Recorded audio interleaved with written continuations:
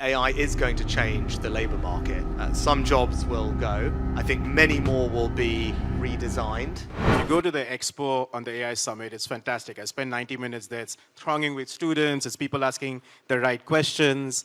There's a general sense that this stuff could actually be optimistic and take us to different places when you're largely in the global south. Yeah. But in the north, there's a slightly different view. There's a high degree of skepticism of what this can do.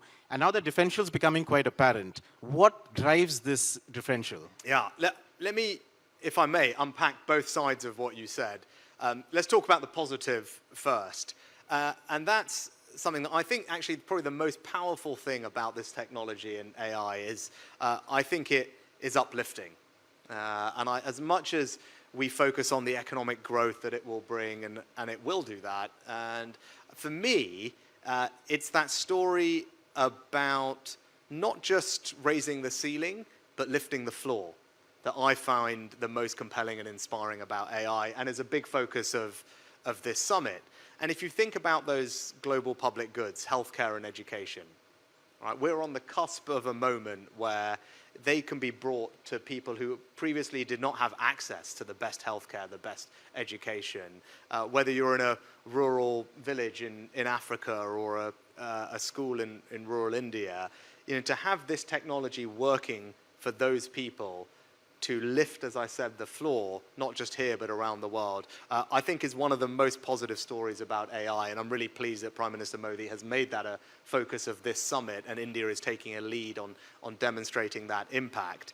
So that's why I think there is an enormous amount of positivity in many parts of the world for that story. And we heard some of it from our colleague from the Gates Foundation earlier. Now, the flip side, as you said, is the anxiety that many in the West feel. And I think a lot of that is around jobs. And I think we have to be clear that AI is going to change the labor market. Some jobs will go. I think many more will be redesigned. I think history shows us that societies thrive when we manage these transitions well.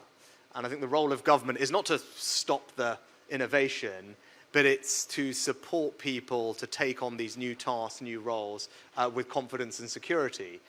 And that's the task for policymakers. How do we redesign education systems? How do we upskill our in-work population? How do we embed digital literacy across the population? We've got colleagues here from the UAE who are taking a lead, particularly on that side of things. And I think that's the challenge.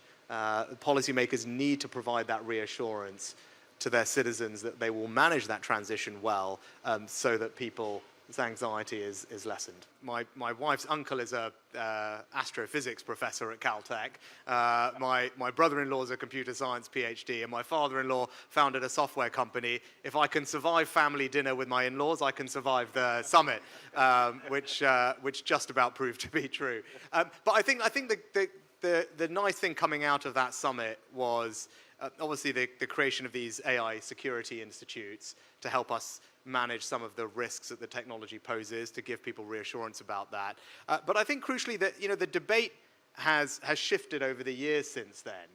And I think the AI debate has shifted from technology to strategy, from what these tools can do to what countries are choosing to do with them.